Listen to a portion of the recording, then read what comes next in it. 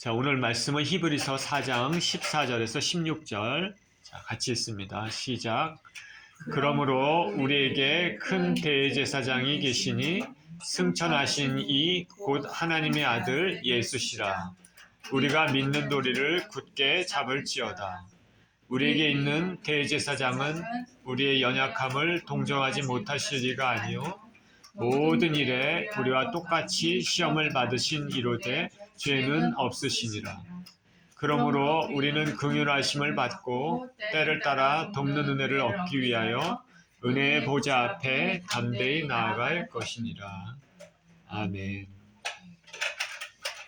대제사장이신 예수 그리스도라는 이름으로 말씀을 전하겠습니다.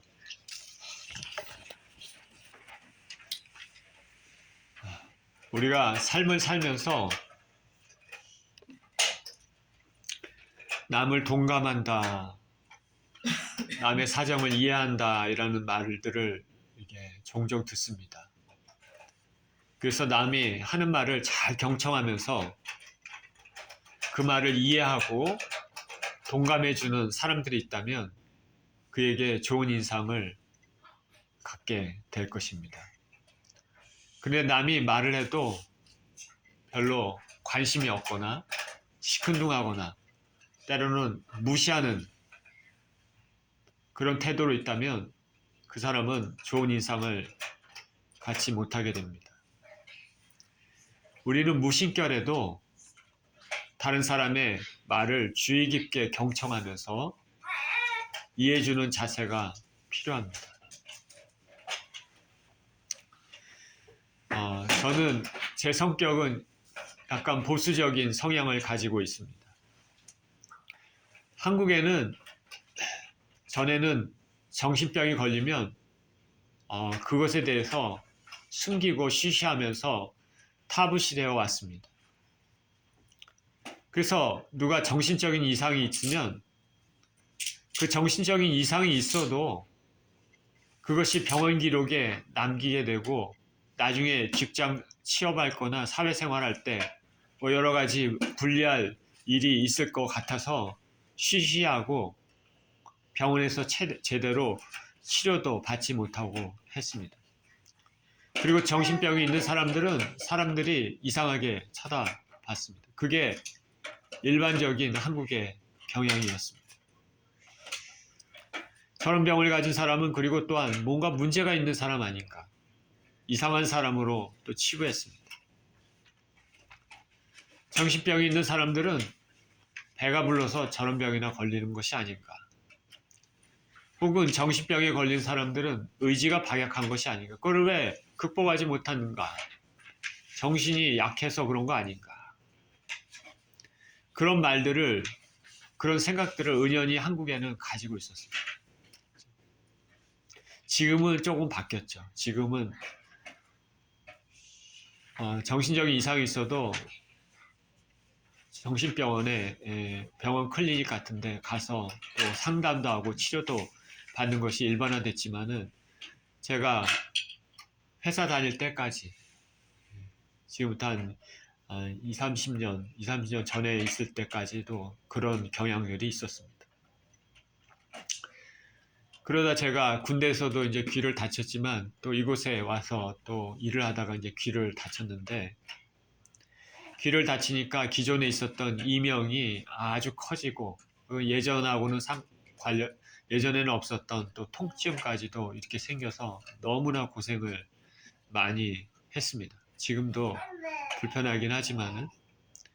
근데 귀를 다치고 나니까 귀는 신경이 머리하고 연결이 되어 있습니다. 그래서 귀 쪽에 문제가 있으면 이 머리 쪽하고도 바로 연결이 되어 있기 때문에 머리에 특히 이 변연계라고 해서 이 감정을 조절하는 거로 연결이 되어 있습니다. 그래서 귀가 이게 잘못되면 또 이명 때문에 이 몸의 감정 조절하는 부분들이 이 균형이 디스오더가 생깁니다. 그래서 주위 환경에는 아무런 그 어려움, 그 불안 이런 것들이 없는데 그거하고는 상관없이 귀하고 머리에서 계속 사이렌 소리가 크게 계속 들리고 이러니까 불안해지는 겁니다. 몸이 내 의지하고는 상관없이 불안해지는 거예요. 불안장애 같은 것이죠. 저를 괴롭혔습니다. 24시간 불안하니까 우리가 공포 영화 보면 불안하지 않습니까? 위험 느끼고 그리고 집에 누가 그 침입하면은 외부 사람이 침입하면은 좀 위험을 느끼게 되겠죠. 그런데 그런 것 없는데도 계속 불안한 것이죠. 왜 그러냐면은 귀를 다쳐서 그것이 또 머리하고 연관돼서 머리 쪽에 신경하고도 영향을 끼쳐서 그런 것입니다. 그래서 이것 때문에 이것 때문에 약도 먹고 그랬습니다. 귀에 이상이 생겨서 내 정신과는 상관없이 이 불안장애라는 것을 겪어보면서 정신병이 있는 사람들이 다 이상한 사람들이 아니구나. 귀와 머리를 다쳐서 그럴 수 있겠구나 생각해 봤습니다. 그래서 조현병이나 공황장애 같은 것으로 고생하는 사람들을 보면 다 트라우마가 있는 사람들이 아닐까. 그 사람 자체의 문제가 아니라 뭔가 조금 그 정신적으로 외부에서 큰 충격을 받았거나 신체적으로 어떤 그 데미지를 입어서 그런 일이 생길 수 있다라는 것을 알게 되고 그래서 그렇게 고생하는 사람들을 보면 마음이 참 안타깝습니다. 얼마나 힘들까 그런 생각을 해봤습니다. 자기 자신이 겪지 못하면 다른 사람의 고통을 잘 이해하지 못할 경우가 있는데 우리가 동일한 고통을 겪으면 동일한 고통을 겪는 사람들을 이해하는 그 마음이 힘이 생기는 것입니다. 오늘 본문은 우리 인생의 모든 것을 아시고 우리 인생의 고통과 눈물을 아시는 대제사장 예수님에 대해서 말씀하고 있습니다. 예수님은 하나님이시지만 인간의 모습을 입고 이 땅에 오셨습니다. 그리고 인간과 동일한 것을 겪으셨기 때문에 인간의 눈물을 아시고 인간의 연약함을 잘 알고 계십니다. 본문을 통해서 우리 주님께서 우리에게 주시는 메시지가 무엇인지 살펴보겠습니다. 14절에 그러므로 우리에게 큰 대제사장이 계시니 승천하신 이 곧 하나님의 아들 예수시라. 우리가 믿는 도리를 굳게 잡을지어다. 구약시대 때는 제사장이 있지 않습니까? 이 제사장은 백성들을 도와서 백성들이 하나님과 온전한 관계를 맺을 수 있도록 돕는 역할을 했습니다. 제사장은 중간의 역할을 하는 거죠. 인간과 하나님. 백성들이 죄를 지어 제물을 가져오면 그 제물의 피를 제단에 뿌립니다. 희생고기를 태움으로써 백성들의 죄를 용서받을 수 있도록 돕는 역할을 했습니다. 이는 죄인된 백성들이 어떻게 하면 하나님께 가까이 가고 어떻게 하나님과 온전한 관계를 맺을 수 있는지 이 제사장이 도와주는 것입니다. 그리고 평소에는 성소에 들어가서 등불을 켜고 성소 안에 등불이 있죠. 등불을 켜고 거룩한 빵을 진설하기도 하고 지성소 앞에 바로 지성소 들어가는 커튼 바로 앞에 향단이 있습니다. 향단에 향을 피웁니다. 지속적으로 피워올립니다. 이 향은 계속적인 하나님 앞에 기도를 의미하는데 이렇게 함으로써 하나님을 섬겼습니다. 그리고 제사장 가운데 딱 한 명이 있는 대제사장은 대속죄일에 1년에 한 번에 있는 그 대속죄일에는 온 백성들을 대신해서 희생제사를 드리고 이날에 성소와 지성소를 맡고 있는 그 휘장을 넘어서 그 가장 거룩한 곳 지성소 안에 있는 언약궤 그리고 언약궤 위에 시은자 언약궤를 덮는 뚜껑이 있습니다. 그게 시은자라고 하는데 그 앞으로 나갔습니다. 그 하나님의 임재를 상징하는 곳입니다. 그렇게 나감으로써 자기 자신의 죄뿐만 아니라 온 이스라엘의 백성들의 죄를 하나님 앞에 사함받는 그런 날이었습니다. 그런 사역을 감당했죠. 그러면 그 해에 해결되지 못했던 그 죄의 문제를 그의 죄의 문제들을 다 하나님 앞에 해결하게 되는 것입니다. 대제사장은 이런 사역을 감당했습니다. 이스라엘 백성은 제사 제도를 중심으로 통치되는 신정국가였기 때문에 제사장들의 역할은 매우 중요했습니다. 하나님과 백성을 연결해주는 중보 역할을 했습니다. 그런데 이 제사장들도 한계가 있습니다. 왜냐하면 인간이기 때문에 그렇습니다. 대제사장을 포함해서 제사장들 모두는 레위 후손들입니다. 호흡이 있는 인간들입니다. 죄성을 가진 인간들입니다. 그러니 하나님 앞에 언제나 또 죄를 지을 수 있는 연약함을 가지고 있었습니다. 대제사장 아론의 아들 나답과 아비후는 하나님이 원하시는 불이 아니라 자기 맘대로 만든 불을 가지고 하나님 앞에 그 불을 갚는 향로를 가지고 제사 드리려고 하다가 하나님 앞에 죽었습니다. 죽임을 당했습니다. 대제사장인 아론 자신도 금송아지를 만들어서 우상숭배를 오히려 자신뿐 아니라 이스라엘 백성에게 우상숭배를 하게 했습니다. 물론 처음 일이었지만 초반에 아직 성숙하지 못한 상황에서 일어난 일이었을지라도 이렇게 했습니다. 그리고 하나님의 세우신 모세의 권위에 대응하는 죄도 지었습니다. 이스라엘 백성들이 팔레스타인의 언약의 땅에 들어가서 정복하고 정착한 이후에도 대제사장으로 있었던 엘리는 영적으로 둔해서 하나님의 말씀을 듣지 못했다 합니다. 그래서 이스라엘을 제대로 인도하지 못했습니다. 블레셋에 항상 이렇게 고난을 당했습니다. 그의 두 아들 홈리와 비느하스도 있는데 홈리와 비느하스도 하나님 앞에 이제 대제사장의 아들이니까 제사장이 될 사람들인데도 하나님 앞에 오히려 일반 백성보다 더 악한 일들을 행했습니다. 엘리는 이런 홈리와 비느하스의 악한 행위들을 보고도 징계하지 않고 방임하다시피 키웠습니다. 그래서 결국 모두 엘리와 홈리 비느하스 이 가문이 다 모두 멸망하는 심판받아 멸망하는 일이 생겼습니다. 그 후에 이어지는 이스라엘 역사에서도 많은 제사장들이 나왔는데 많은 제사장들이 오히려 우상 숭배를 하며 하나님을 떠나기도 했습니다. 이들은 죄성을 가진 인간들이기 때문에 온전하지 못합니다. 그리고는 또한 언젠가는 죽음을 맞이해야 되기 때문에 계속 제사장직을 유지할 수도 없습니다. 그 후에 후세 사람들이 이어받아야 했습니다. 이것이 인간 제사장들의 한계가 되는 것입니다.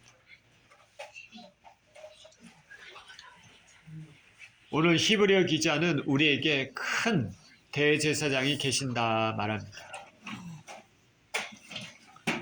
여기서 크다라는 단어를 앞에 붙여서 다른 제사장들과는 다르다는 것을 말하고 있습니다.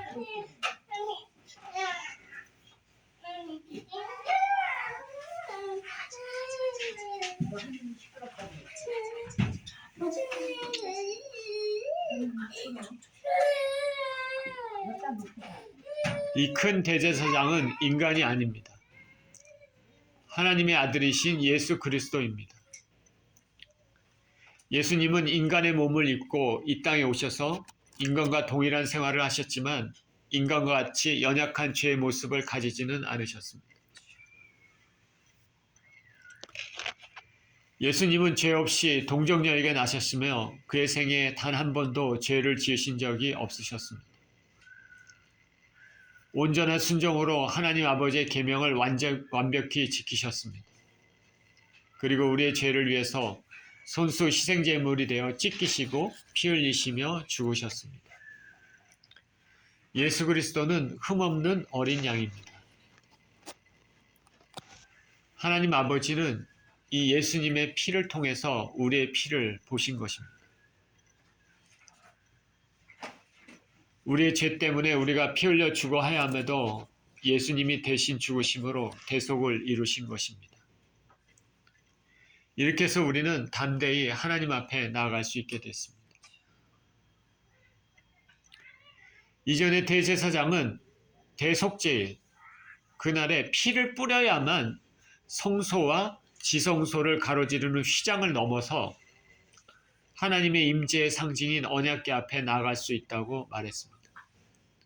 그런데 성경은 예수님이 십자가에서 운명하실 때 성경에 있는 이 휘장이 위에서 아래로 찢어졌다고 말하고 있습니다.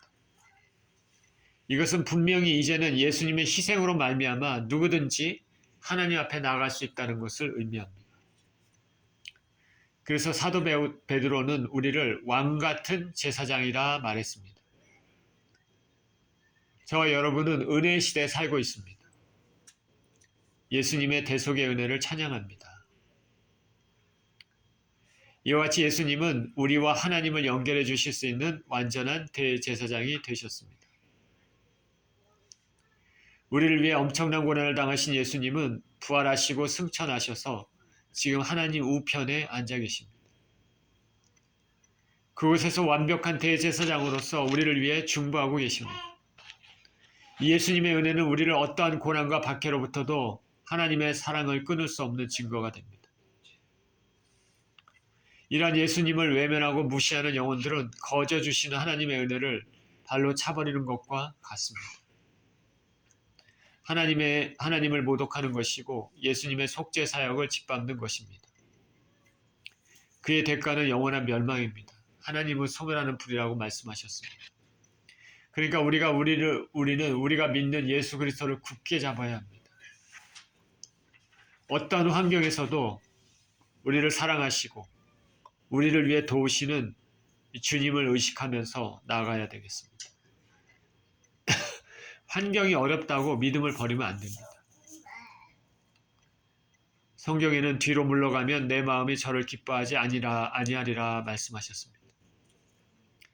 예수님 믿는 사람들은 비록 우리가 연약한 인간이라 할지라도 완벽한 대제사장으로 계신 예수님이 하늘에서 우리를 도우시고 계시니 믿음으로 의지적으로 하나님 앞에 나아가는 것입니다. 뒤로 물러가면 내 마음이 저를 기뻐하지 아니하리라. 15절입니다. 우리에게 있는 대제사장은 우리의 연약함을 동정하지 못하시리가 아니요 모든 일에 우리와 똑같이 시험을 받으신 이로되 죄는 없으시니라. 우리에게 있는 이 대제사장은 우리의 연약함을 동정하지 못하실 리가 아니다라고 말씀하십니다. 우리의 연약함을 다 잘 아신다는 것입니다. 예수님은 하나님이시지만 인간의 모습으로 이 땅에 오셨기 때문에 인간의 육체적, 정신적 연약함을 다 잘 아십니다.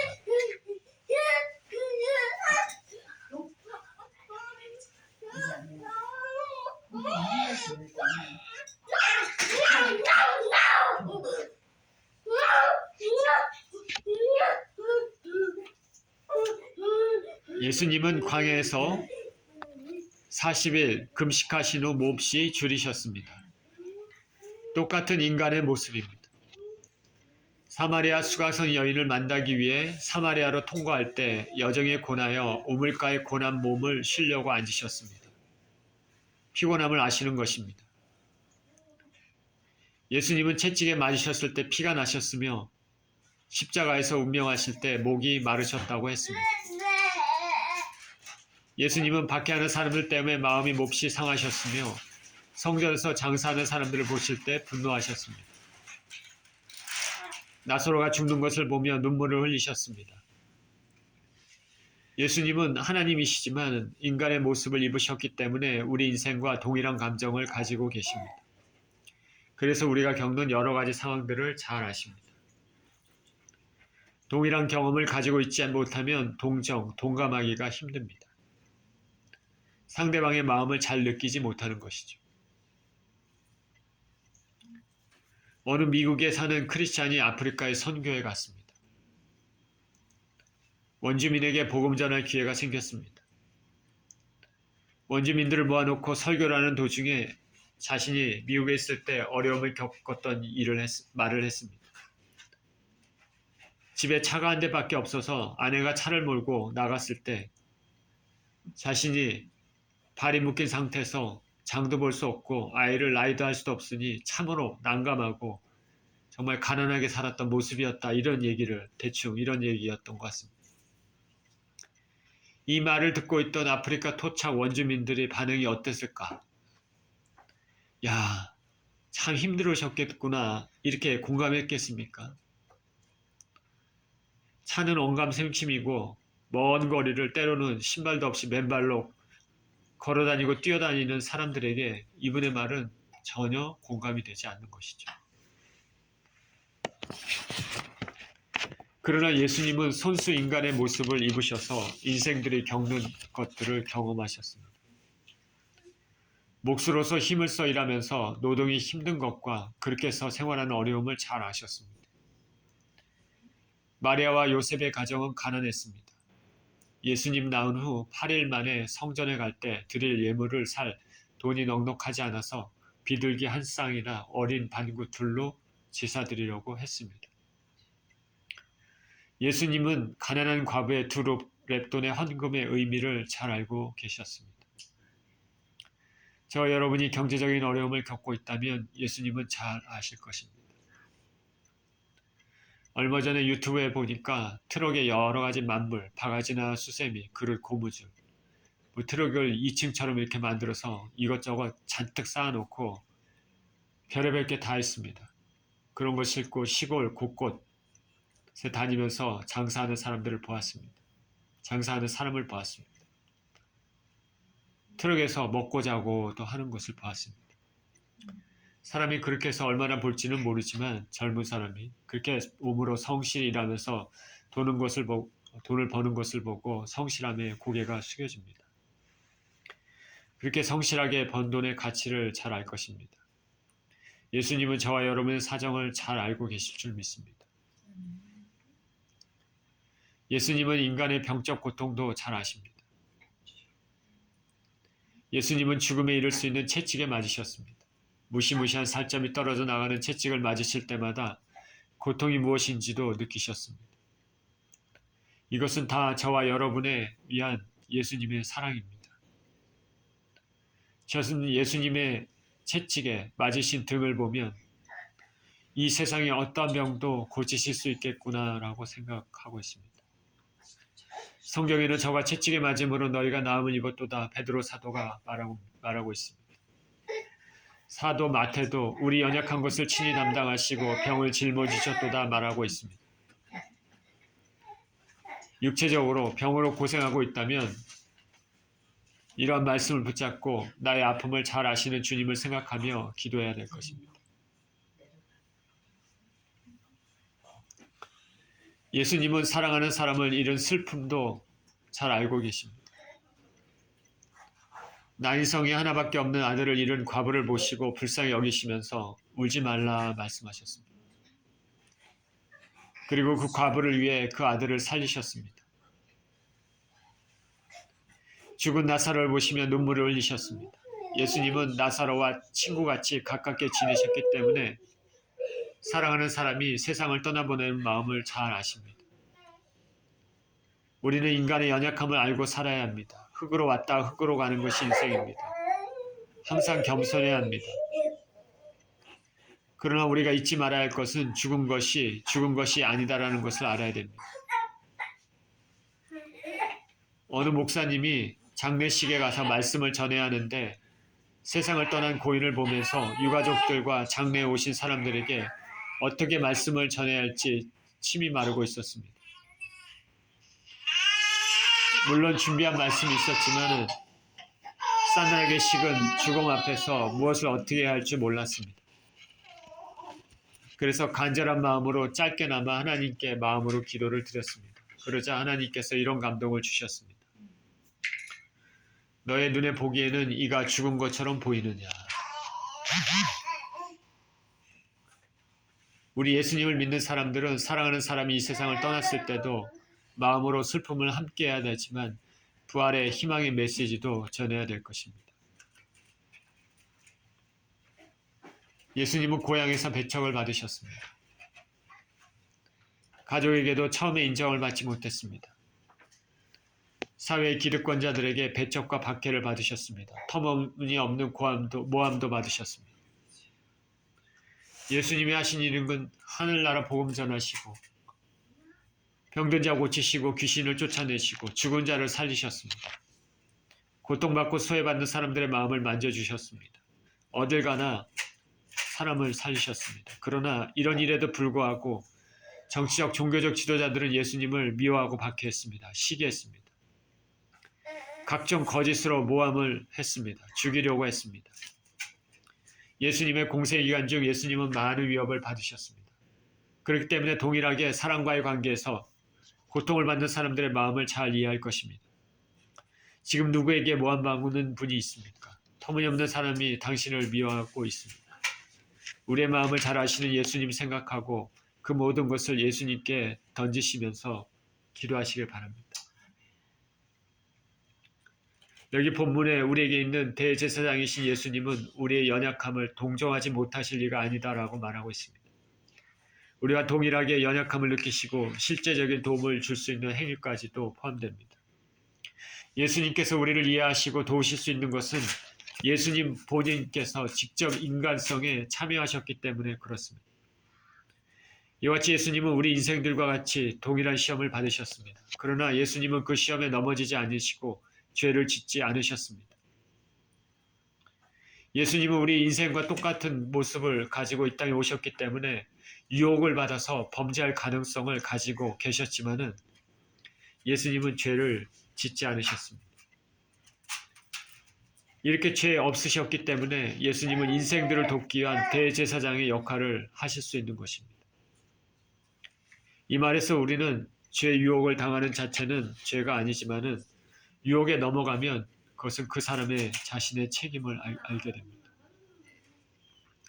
그러니까 저와 여러분들도 죄 유혹은 다 받습니다. 유혹은 받지만 그 유혹에 넘어가느냐 넘어가지 않느냐는 우리의 의지에 달려 있습니다.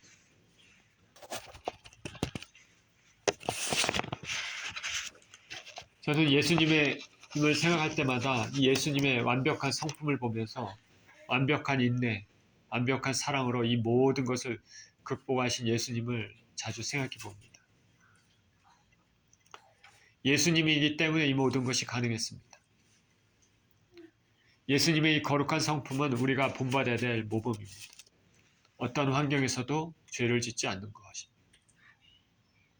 이렇게 하기 위해서는 많은 신앙의 훈련이 필요하겠죠. 기도도 많이 하고 말씀을 많이 보아도 우리가 어떤 환경에 놓이면 버럭 화를 내거나 이전에 잘못된 성품이 튀어나오는 사람들이 있습니다. 저도 그러는 경우가 있는데 상황에 따라 혈기 부리는 사람들도 있죠. 그리고 어떤 결정적인 상황에서 자신의 이익을 위해서 선이 아니라 악을 택하는 경우도 있습니다. 그런데 예수님은 그렇게 하지 않으셨습니다. 완벽하게 하나님 뜻에 순종하셨습니다. 그렇기 때문에 완벽한 대제사장으로서 어떠한 사람들의 도움에도 도울 수 있는 중보의 역할을 하실 수 있는 것입니다. 지금도 예수님은 당신의 백성들을 위해 저 여러분들을 위해 하늘 보좌에서 하나님 아버지 우편에서 우리를 위해 중보하고 계십니다. 당신이 피로 사신 교회, 즉 예수님을 진정으로 믿는 사람들을 사랑하시기 때문입니다. 로마서 8장 38절에서 39절은 이렇게 얘기합니다. 우리 같이 한 목소리로 읽어볼까요? 로마서 8장 38절에서 39절 시작.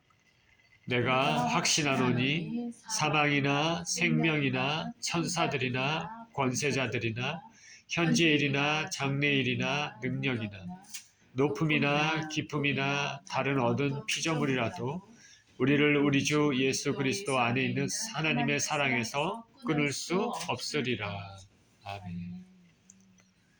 하나님이 예수 그리스도를 통해서 우리를 살리시려고 작정하셨기 때문에 그 하나님께서 하늘 보좌에서 우리를 위해 또 중보하시고 도우시는 대제사장으로 역할을 하시고 있기 때문에 우리가 이 땅에 살면서 어떠한 유혹과 환난, 어려운 가운데도 우리가 하나님의 사랑을 계속 받을 수 있는 그 근거가 되는 것입니다. 그러니까 저와 여러분이 진정으로 하나님 예수 그리스도를 믿는다면 하나님께서 지금 저와 여러분을 위해서 하늘나라에서 중보하고 계신다는 걸 믿으시길 바랍니다. 하나님의 사랑이 저와 여러분에서 끊어질 수가 없는 것입니다. 환경이 어렵고 힘든 그런 상황에 처했을지라도 그것이 하나님의 사랑을 끊을 수 없습니다.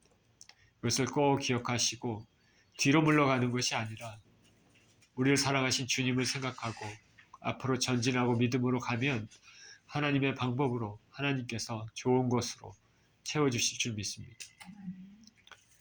16절입니다. 그러므로 우리는 긍휼하심을 받고 때를 따라 돕는 은혜를 얻기 위하여 은혜의 보좌 앞에 담대히 나아갈 것이니라. 이러한 예수님의 사역을 통해 예수님이 어떠한 분이라는 것, 예수님의 성품을 잘 아신다면 우리가 어떤 환경에 처했든지 은혜의 보좌 앞에 담대히 나아가야 할 것입니다. 여기 긍휼하심을 받고 때를 따라 돕는 은혜라 말했습니다. 우리가 어려울 때, 하나님의 은혜가 필요할 때 은혜를 받기 위해서는 담대히 하나님께 나아가는 것입니다. 예수님의 은혜의 공로를 생각하며 나아가는 것입니다. 여기 은혜의 보좌 앞에 담대히 나아가라 말씀하고 있습니다. 은혜의 보좌는 구역에서는 시온자, 법궤와 그 위에 속죄소를 뜻하는데 이것들은 상징적으로서 하나님의 직접적인 임재를 나타냈습니다. 이 은혜의 보좌는 권위와 힘의 상징입니다. 동시에 은혜를 상징합니다. 구약의 대제사장이 1년에 한 차례 지성소 휘장을 열고 들어갈 수 있었지만 이제는 예수님의 십자가의 은혜로 말미암아 누구든지 저와 여러분도 담대히 하나님 존전에 나아갈 수 있게 되었습니다. 이러한 특권을 저와 여러분은 잘 이용하셔야 될 줄 믿습니다. 세상의 권력자는 예를 들어 대통령 우리가 만나고 싶어도 우리가 만날 수 있는 것이 아닙니다. 아무나 자기에게 가까이 오지 못하게 합니다. 그러나 온 우주의 주관자 되시는 하나님은 기도를 통해서 성령님을 통해서 우리에게 가까이 올 수 있도록 허락하시고 또 우리를 초청하십니다. 은혜의 시대에 사는 만큼 자주자주 말씀을 묵상하고 기도하고 찬양하며 그렇게 은혜 보좌에 나아가야 될 것입니다. 삶이 어렵고 해결해야 될 문제들이 있을 때는 더욱더 그래야 될 것입니다. 결론을 맺겠습니다. 예수님 같은 대제사장은 이 세상에 존재하지 않습니다. 예수님은 우리 인생들과 동일하게 육신의 몸으로 오셔서 동일한 시험을 받으셨기 때문에 우리의 연약함을 잘 이해하시고 공감해 주실 수 있습니다. 그러나 죄를 짓지 않으셨기 때문에 우리를 죄에서 이길 수 있는 도움을 주실 수도 있습니다. 그래서 우리는 삶이 어려움이 닥쳤을 때 은혜의 보좌 앞에 담대히 나아가야 될 것입니다. 어떤 상황이든지 물러서지 말고 예수님을 꼭 붙잡고 우리를 사랑하시는 그 사랑을 되새기면서 하나님 앞에 나아가야 될 것입니다. 불안해 안에서 힘든 것에 집중하기보다는 은혜에 주실 것에 기뻐하며 나아가는 것입니다. 시험과 고난 중에 낙심하기보다는 은혜를 주실 것을 믿고 믿음으로 전진해야 되겠습니다. 이러한 삶을 사시는 저와 여러분 모두 되시기를 예수 그리스도 이름으로 축원드립니다. 기도하겠습니다.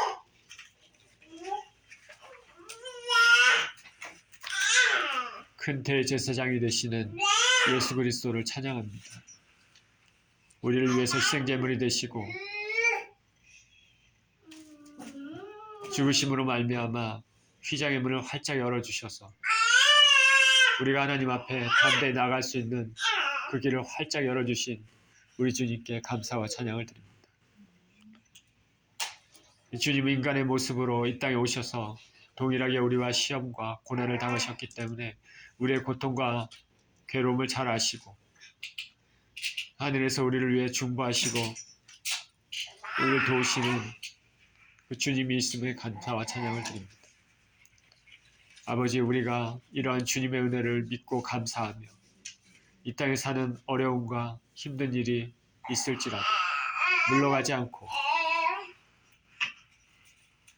믿음으로 사랑의 하나님, 은혜의 예수님을 통하여 주님 앞에 나아갈 수 있는 우리 모두 될 수 있도록 축복하여 주시고 그를 통해서 하나님의 은혜를 많이 받는 우리 인생들이 될 수 있게 하여 주시옵소서. 감사드리며 우리 주 예수 그리스도 이름으로 기도합니다. 아멘. 우리 찬송 들으시면서 준비한 예물 드리시겠습니다.